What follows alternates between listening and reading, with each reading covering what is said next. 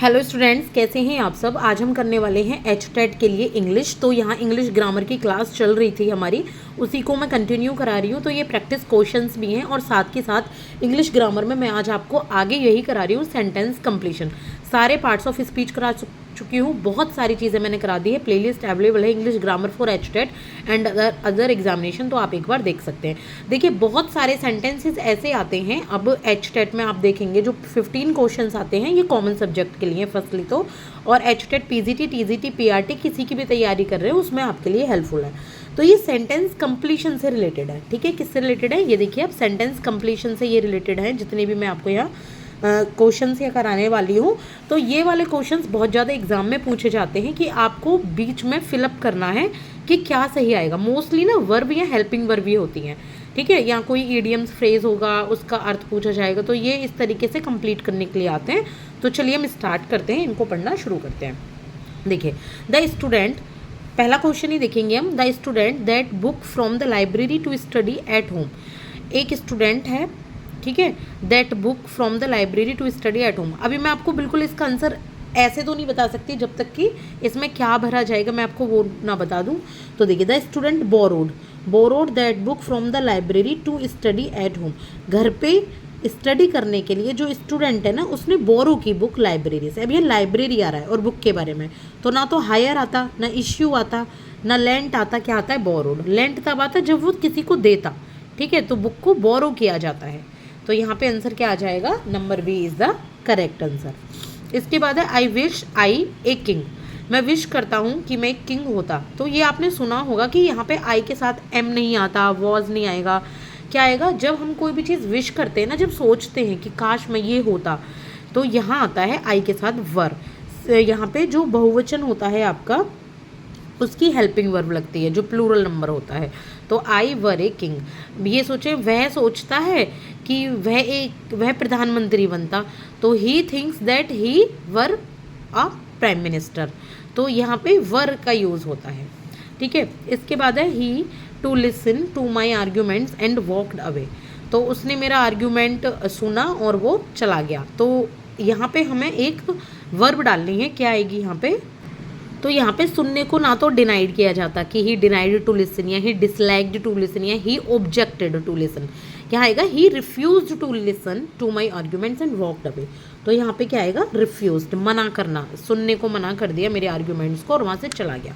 तो ये सही आंसर आएगा। जब आप इनको लगाकर भी देखेंगे ना, तो आपको ये इजीली मिल जाएंगे कि कौन सा सही आंसर है। इसके बाद है number 4 question, that is the flow of blood was so that the patient died. Flow of blood इतना ज़्यादा था कि जो पेशेंट है वो मर गया। तो इंटेंस आएगा, प्रोफ्यूज आएगा, एडिक्वेट आएगा, या एक्सटेंसिव आएगा। तो यहाँ जो आंसर आएगा वो आएगा यहाँ पे प्रोफ्यूज। तो प्रोफ्यूज यानी कि बहुत ज़्यादा था, तो ना इंटेंस आएगा ना एडिक्वेट। एडिक्वेट तो पर्याप्त होता है, ना एक्सटेंसिव आएगा, प्रोफ्यूज आएगा। इसके बाद है when I met her yesterday it was the first time I her since Christmas. जब मैं उसे कल मिला तो पहली बार था आई हर सिंस क्रिसमस। तो यहाँ क्या आना चाहिए? आंसर आएगा I had seen her since Christmas, क्योंकि ये पुराने टाइम की बात हो गई है। यहाँ पे देखो, ये पास्ट की बात चल रही है, तो पास्ट के अकॉर्डिंग ना तो हैव बीन आएगा, ना हैव बीन सीन आएगा, ना सो आएगा। यहाँ पे आएगा हैड सीन। तो ये पास्ट की बात हो रही है, तो यहाँ पे हैड सीन। प्रेजेंट परफेक्ट का, सॉरी, पास्ट परफेक्ट का यहाँ पे वर्ब लगेगी। इसके बाद है कैन यू पे ऑल दीज आर्टिकल्स। क्या तुम इन सभी आर्टिकल्स के लिए पे कर सकते हो? क्या होगा इसका? For all these articles of, या OFF, या आउट। क्या आना चाहिए? इसका आएगा फॉर। कैन यू पे फॉर दीज आर्टिकल्स। किसी ने कोई आर्टिकल्स खरीदे हैं तो उनके लिए क्या तुम इसके लिए पे कर सकते हो? तो फॉर आता है, ठीक है। I you to be at the party this evening. तो इस इवनिंग मैं पार्टी में हूँगा। तो क्या आएगा? Expect you to be in the party, I hope, या फिर आना चाहिए यहाँ पे look forward, I look forward, या ये रहा यहाँ पे, या फिर डिज़ायर। बताइए क्या आएगा यहाँ पे आंसर? तो देखिए, ये हम जब बात करते हैं तो भी कहते हैं कि आई एक्सपेक्ट, मैं एक्सपेक्ट करता हूँ कि तुम इस पार्टी में शाम को होंगे। तो आंसर इज नंबर ए। इसके बाद आएगा यहाँ पे next question, being a handicapped person he is very cooperative and self reliant. एक हैंडीकैप्ड पर्सन तो है, लेकिन फिर भी वो बहुत कोऑपरेटिव और सेल्फ रिलायंट है, यानी कि खुद पे निर्भर है। तो क्या होगा? Because being a handicapped. Because तो यहाँ लगना ही नहीं है, क्योंकि ऐसे थोड़ी ना होता। ऑल दो, सिंस, डिस्पाइट क्या आना चाहिए, इसका आंसर आएगा डिस्पाइट, यानी कि हैंडीकैप्ड पर्सन होने के बावजूद। डिस्पाइट का क्या मीनिंग लेंगे आप, बावजूद। He is very cooperative and self reliant. इसके बाद है एक second, next question, the child broke from his mother and rain towards the painting. जो चाइल्ड है उसने अपनी मदर से पेंटिंग को तोड़ दी, ब्रोक, और पेंटिंग की तरफ भागा। तो क्या है, broke away from his mother, या after from his mother, down, या विद फ्रॉम हिज मदर। तो विद तो नहीं आना चाहिए, है ना, विद तो नहीं आएगा कि अब विद फ्रॉम हिज मदर, ऐसे दो चीज़ थोड़ी ना आती हैं। द चाइल्ड ब्रोक अवे, क्या आएगा यहाँ पे, broke away from his mother, अपनी माँ से दौड़ा था वो, माँ की गोद में से छूटा कुछ ऐसे और पेंटिंग की तरफ भागा।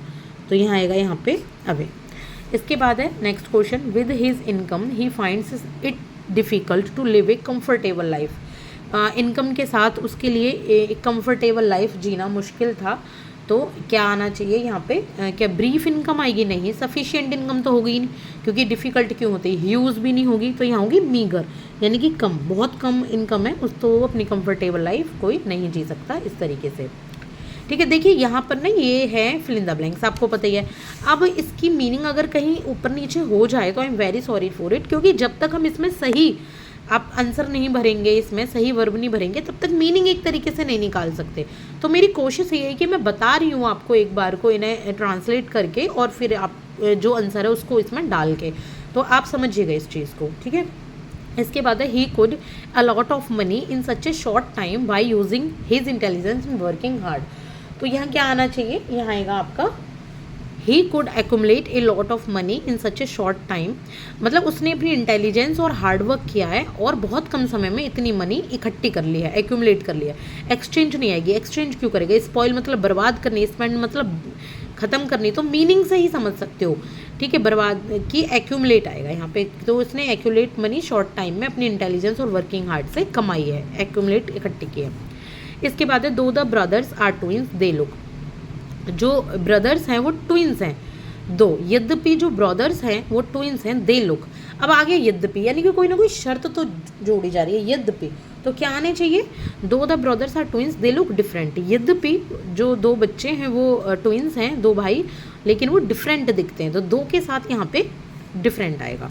इसके बाद है unfavourable weather conditions can illness, अगर वेदर कंडीशंस अच्छी ना हो, अनफेवरेबल हो, तो उससे क्या होता है, इलनेस हो सकती है। तो क्योर इलनेस आएगा, क्या क्योर करना हो जाएगा, ठीक है, क्योर करना हो जाएगा, नहीं होगा। डिटेक्ट इलनेस नहीं, ट्रीट इलनेस नहीं, इनहेंस इलनेस। अगर अनफेवरेबल वेदर होगा तो जो इलनेस है वो बढ़ जाती है। देखिए ये एग्जाम में ये नहीं कह रही हूँ कि सेम टू सेम उठ के आ जाएंगे, ये क्वेश्चन सेम टू सेम उठ के आ जाएंगे, लेकिन आएंगे ही नहीं बेस पे। तो आप जितनी ज़्यादा प्रैक्टिस करेंगे उतना ज़्यादा आपको इससे फ़ायदा होगा, ठीक है। तो बस प्रैक्टिस कीजिए, ज़्यादा से ज़्यादा प्रैक्टिस कीजिए, मॉक टेस्ट दीजिए, प्रीवियस ईयर क्वेश्चन कीजिए। अब वो टाइम नहीं है कि आप नई नई चीज़ें पढ़ें, क्योंकि एग्ज़ाम आने वाला है। एक महीने खुद को इतना प्रैक्टिस कर लो कि कैसा भी एमसीक्यू आ जाए, समझ लो, सॉल्व ना कर पाए तो एलिमिनेट कर करके तो आंसर तक पहुँच ही जाओगे, तो इतना ज़रूर करो। इसके बाद है no sooner did the bell ring the actor started singing.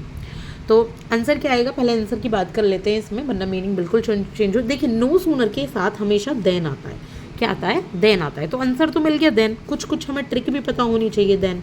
तो no sooner did the bell ring, जब तक कि मतलब बेल बजी नहीं पाई थी तो एक्टर ने स्टार्ट कर दिया सिंगिंग, ये गाना, तो देन आएगा। If I realised it I would not have acted on his advice. अगर मुझे पहले पता होता है, मैंने पहले महसूस हो जाता मुझे, तो मैं इस एडवाइस पर काम नहीं करता या ये एडवाइस नहीं मानता। तो इसके साथ क्या आंसर आएगा, इसके साथ जो आंसर आएगा वो आएगा यहाँ पे had. If I had realised it, क्योंकि देखिए हैड आंसर है ये, अभी मैं आपको दिखा देती हूँ, ये देखिए, क्योंकि ना यहाँ पे बात ना पास्ट की हो रही है, ये देखिए वुड भी पास्ट में, यहाँ पे भी सेकंड फॉर्म है, तो हैड आना चाहिए यहाँ पे, ठीक है। वर्ब वगैरह तो आता नहीं, आपको पता ही है, वो तो नहीं आएगा, तो यहाँ पे क्या आएगा, हैड आएगा। तो अभी इतना ही है, मैंने 15 क्वेश्चन आपको प्रैक्टिस कराई है, आगे मैं आपको और भी क्वेश्चंस कराऊंगी इसी तरीके से सेंटेंस कंप्लीशन की, पर वो थोड़े बड़े तरीके से होंगे। देखिए इस तरीके से बड़े तरीके से होंगे, तो मैं इस तरीके से भी आपको नेक्स्ट क्लास में प्रैक्टिस कराऊंगी। Keep watching and subscribe the channel, like and subscribe. Thank you so much. And एक बार प्लेलिस्ट को गो थ्रू जरूर कीजिएगा, हो सकता है आपके एग्जाम के लिए काफ़ी हेल्पफुल आपको प्लेलिस्ट मिल जाए। Thank you so much.